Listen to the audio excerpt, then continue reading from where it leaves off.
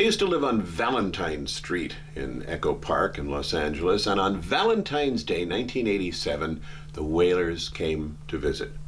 They were in LA airport with a 10-hour layover on their way back from New Zealand to Jamaica. And Junior Marvin called and said, "Can we come over?" And I said, "Who's we?" And he said, "The Wailers."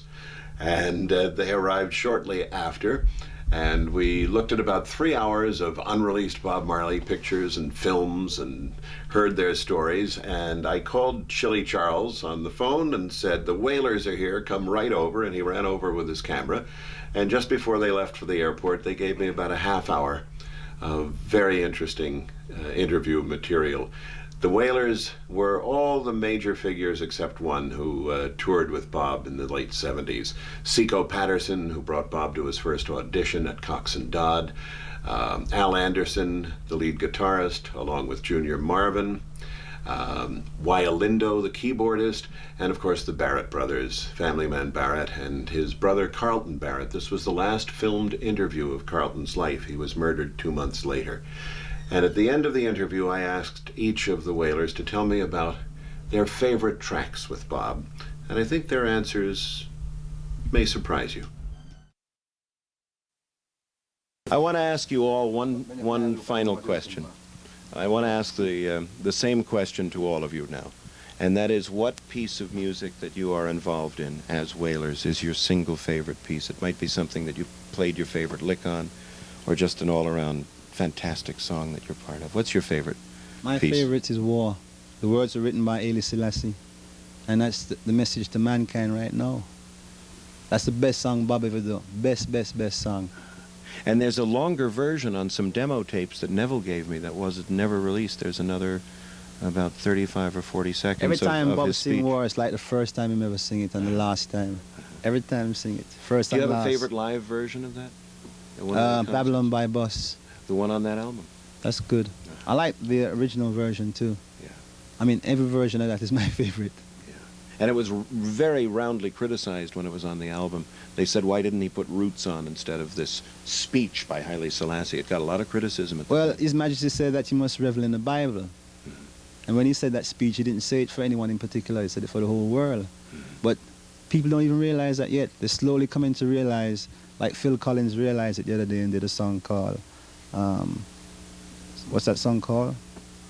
Land of Confusion, right? That's another version of War, you know. And Carly Simon, he did another song just recently, same kind of message.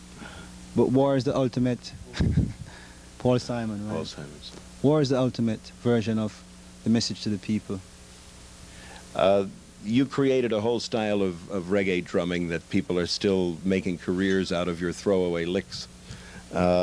What's your favorite piece of music? Come over here in the light a second, Carly. Tell me what your favorite piece of music You is. shall ever love Inja. Why? Because we have to. Forever Loving Yeah. Song from the Uprising. Yeah. Al Anderson, tell me about you. Is it No Woman, No Cry? No. Come a little closer. I say Roots. Roots. Interesting choice. Not a song that a lot of people know, even if it's on the new Rebel Music collection. It's not a song that people think of by Bob because it was only the flip of a single all those years. Yeah, I was around when he was writing it, and I saw how it came about to him, so... How did it come about? What's the story? Just the, What country? the same words. What It was country? in Jamaica. Just as he sings the words, that's how it came about. You know, the people were around him, and there were certain people cooking food and motivating certain things and certain energies that were going down. I saw that happen at the time, and I just hadn't seen anyone work like that and use all the elements that were in front of him and put them into songs like that, so I'd say Roots.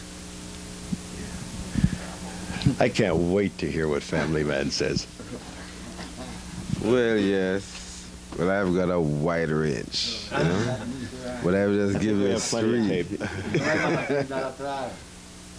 Well, number one is, I'll let you know, is so much things to say, and guiltiness rests on their conscience every day. And also, get up, stand up for your right. That is one of my favorite. Yeah, man. Seco, come in, please.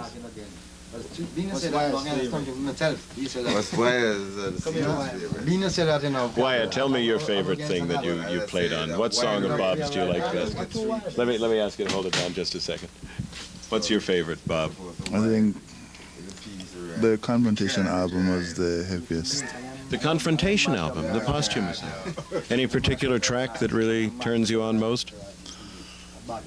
Give Thanks and Jump Naya Bing. Most of I love all of the songs on Confrontation, very great songs. Now, there are other albums that the Wailers could put together on the basis of the Confrontation album, and I want you to think about what songs might be in rehearsal form that could be turned like Mix Up into real songs. Ask me, man, which song me like. No, I don't care.